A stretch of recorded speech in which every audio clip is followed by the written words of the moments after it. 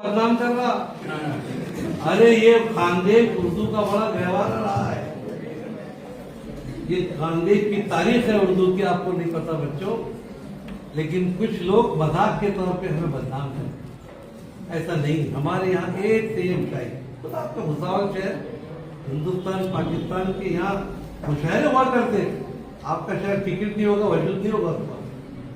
बहुत बड़ा व्यवहार है भुसावल, और अब खुशी है कि भुसावल में तालीम के काम के अंदर बहुत सारी अंजुमनें काम कर रही है, और मैं हमेशा तकरीबन हर दार में बुलाया जाता हूँ, लेकिन अलहिदा में मेरा ज्यादा आना होता है। आज मुझे लिखवा लिया इन्होंने, जो मैं हमेशा मुझे इस अदारे को देख के खुशी होती है, क्योंकि अगर हम अपना अदारा अच्छा चला रहे हैं तो हम ही हम हैं, तो हम क्या है। कौम में इंकलाब कब आएगा, जब दूसरों तक बात पहुंची।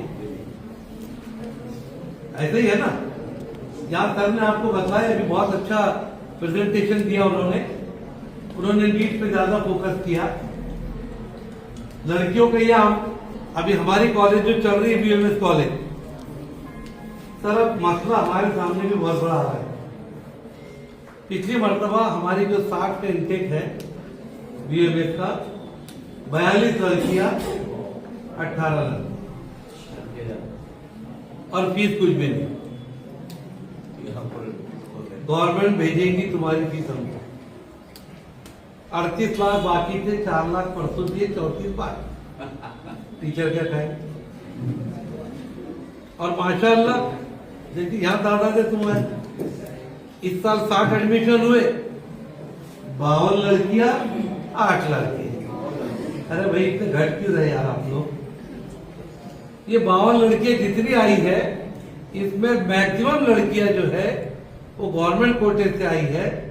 उनको 1,02,000 फीस है, और वो 1,02,000 में से कुछ आपकी जो एलिजिबिलिटी वगैरह के रहते हैं उसकी रसीद मिलती है, बाकी आपकी फीस सब उधर से आ रही है।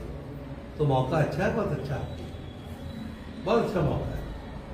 तो हमारी भी दुआ करना कि अल्लाह अदारे को भी कायम रखे। अनाज रहेगा तो खाएंगे, नहीं तो खा सकते है ना। यारे बच्चों, ये जो आज आपको 10वीं का एग्जाम देने के लिए आप जा रहे हैं, 10वीं की अहमियत मौजूदा तालीमी दौर में 0 हो गई है। You can't do anything after 10। कोई आपकी कामयाबी नहीं है 10वीं के बाद। तमाम चीजें रखी है उन्होंने जूनियर कॉलेज के बाद। आपकी सही मंजिल शुरू होती है 12वीं के बाद, लेकिन 12वीं में जो चीज जाएंगे आप, वो 10वीं से आपके रास्ते बदलते हैं। आपकी मार्कशीट 10वीं की देखकर आपको यह फैसला करना है। करने का नीट डॉक्टर बनना, मेडिकल में आना अच्छा है, लेकिन अगर कोई बच्चा लैंग्वेजेस के अंदर 80-90 मार्क्स लेता है और उसका साइंस कमजोर है, मैथ कमजोर है, मैं नसीहत करता हूं ना इंजीनियर बनना, ना डॉक्टर बनना, आप प्रोफेशनल लाइन में जाइए। अल्लाह ने आपके अंदर जो सलाहियत रखी है लैंग्वेजेस की, आर्ट की रखी है। आप फर्स्ट ईयर 11 आर्ट्स में एडमिशन लीजिएगा। आप ये समझते हैं सर वो नीट की पब्लिसिटी कर रहे हैं आप, और मैं हंसी कर रहा हूँ, माफ करना, और वो भी मेरे अपने अदारे के मैं हेड होने के बाद। लेकिन बच्चों को सही राह दिखाना जरूरी है। जिन बच्चों को लैंग्वेज ग्रुप के अंदर अच्छे मार्क है, मैथ कमजोर है, साइंस कमजोर है, बिल्कुल नहीं घबराना। अगर आप देखेंगे कि साइंस लाइन के अंदर 192 लाइन है, 192 ब्रांचेस है जहां आप दाखिला ले सकते हैं आला तालीम का, मेडिकल, इंजीनियरिंग वगैरह वगैरह। लेकिन आर्ट्स के अंदर 400 लाइन है जहां आप तरक्की कर सकते हैं, याद रखें। तो ये ना समझना हॉस्टलर क्या बोलते, कहा एडमिशन ले रहा भैया 11वीं मैं तो 11वीं साइंस में ले रहा है ना भाई, मैथ में बोला, साइंस में बोला, क्यों? इसलिए कि उनको ऐसा लगता ये थर्ड क्लास है। जो बच्चे थर्ड क्लास रहते वो लेते आर्ट्स में, समझ के चलो। इकरा थीम कॉलेज के अंदर हमने जूनियर कॉलेज शुरू किए। जो बच्चे हमारे टॉप में आए, मेरी नवासी उसमें शामिल है, उन्होंने 11 आर्ट में लिया क्योंकि उसने कहा कि मैं वकील बनना चाहती हूँ। टारगेट फिक्स करो, याद रखो, टारगेट के बगैर आप दुनिया में कुछ नहीं कर सकते। और एजुकेशन सिस्टम आपको पीछे करने के लिए आया है। 10वीं की कोई वैल्यू नहीं है, लेकिन करीम सालार के पास एक वैल्यू है। 10वीं की मार्कशीट आपकी सही मंजिल का पता देती है। हमारा क्या होता, बच्चियां आती साइंस में, आर्ट्स में, FY BA FY साइंस, हम बोलते बेटी तू काय में एडमिशन ले, सलमान तू काय में, FY BSc, सर मैं भी FY BSc में। क्यों बेटे, तेरे मार्क्स तो देख, वो आर्ट्स के लायक है। नहीं बोले, ये दोस्ती नहीं छोड़ेगी। गलत, आपकी लाइन गई। लड़कों को देखो, लड़कों को देखो, क्यों भाई तू क्या मिला, तो मैथ में बहुत अच्छा मार्क है, इंजीनियरिंग के अंदर जाना है, मैथ लेके तो 11th साइंस में एडमिशन ले। आर्ट्स के अंदर अच्छे मार्क है, FY 11th में एडमिशन ले। नहीं, ये दोस्ती नहीं छोड़ेगी। वीरू और क्या है वो कौन सा, धर्मेंद्र और क्या है, वीरू गया है। अच्छा आदमी, अच्छा प्लानिंग आप क्या, वो बाप जो धूप के अंदर, पसीने के अंदर, गर्मियों में रह के आपकी पढ़ाई का खर्च उठा रहा है, वो मां जो चूल्हे के पास बैठकर गर्मी के अंदर गर्म तवे पे रोटी बना रही है, अगर आपने उसका हक अदा नहीं किया तो आपकी और हमारी जिंदगी किसी काम की नहीं, कोई काम की नहीं। हम उनके ख्वाबों की ताबीर बने, वो आपके लिए कर रहे हैं, आप उनके लिए नहीं कर रहे हैं। जब आप एक दिन के थे, जब तक शऊर में नहीं आए थे, मां भंगी का भी काम करती थी, मां पेशाब साफ करती थी, आप रोते थे, वो जागती थी, सुलाती थी। क्या उस मां की ख्वाब की ताबीर आप करना नहीं चाहते? करना चाहते हो कि नहीं चाहते हो? तो फिर कुर्बानी देनी होगी। अगर आप चाहते हैं कि ऊंचाइयों की उस मंजिल तक पहुंचे जो बुर्ज खलीफा दुबई से ज्यादा ऊंचा हो, तो ये 12 साल की जिंदगी को तपस्या की जिंदगी बनाइए। अब आप क्योंकि 11वीं 10वीं में आ गए, बच्चे कितने, 2 साल के अंदर बहुत कुछ हो सकता है, बहुत कुछ हो सकता है। हुजूर अकबर सल्लल्लाहु अलैहि वसल्लम ने फरमाया, ये जो माहौलियात के ऊपर लोग आज पर्यावरण के ऊपर दुनिया काम कर रही है, ये इंसानों की जिंदगी खतरे में है, क्योंकि पॉल्यूशन बढ़ गया, इंसान जिंदा कैसे रहेगा जमीन में। हुजूर अकबर सल्लल्लाहु अलैहि वसल्लम ने फरमाया, अगर कयामत वाक़ई हो और मुझे कुछ वक्त मिले तो मैं एक पौधा लगा दूं।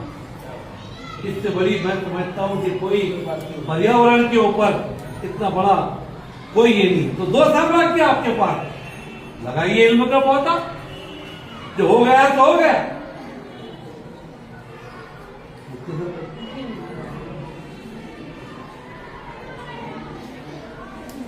26 दिसंबर को रिजल्ट रहेगा, 20 दिसंबर को रिजल्ट रहेगा। आज एग्जाम दिया मोती वाला हॉल में, 21 साल के तलबा आपके अनाउंस कर, तकरीर लंबी हो रही है।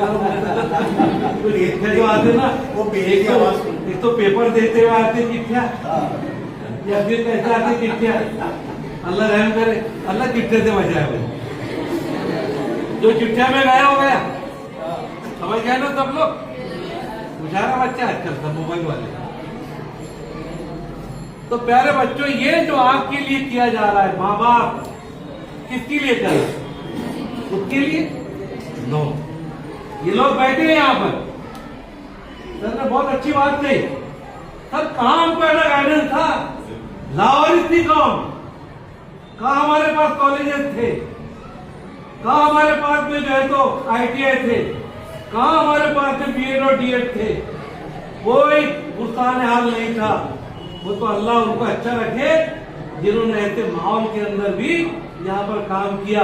मुझे खुशी है उस जमाने में भुसावल के नाम से याद आ गया कैप्टन एजाज शेख, मरहूम कर्नल अब्दुल लतीफ, मेरे बड़े भाई इसाक दादा, ये लोगों ने पूरे जिले में मूवमेंट चलाई। आज भी BEd स्कूल के अंदर इन लोगों के नाम मौजूद है, उन्होंने BEd स्टैब्लिश की। पूरे आजादी के पहले 1942 में Anglo Urdu high school Jalgaon में, वहां पर अमीनुद्दीन कलेक्टर साहब जो यावल से ताल्लुक रखते थे, उन्होंने हॉस्टल बनाई। जो गवर्नमेंट स्कूल है उसको उर्दू एक सब्जेक्ट था, जिसको GS ग्राउंड देखा हो ना आपने, वहां उर्दू का सब्जेक्ट था। पूरे खानदेश जिला धूलिया जलगांव मिलाकर east Khandesh district, east Khandesh जिला मशरकी खानदेश था। वहां बच्चे आते थे, उनके लिए बोर्डिंग बनाई और वहीं पर एक पत्थरों की मस्जिद बनाई, जिसे बोर्डिंग की मस्जिद कहते हैं। 1942 में एक छोटा सा गांव आसोदा, मौलाना अब्दुल रज़्ज़ाक, उन्होंने वहां पर 11 बच्चों से शुरू किया। आज मैं उस अदारे में भी रहा हूं, हमारे साथी है वहां पर। आज हजारों बच्चे वहां तालीम हासिल कर रहे हैं और एक ही स्कूल था पूरे जिले में, दोनों डिस्ट्रिक्ट में।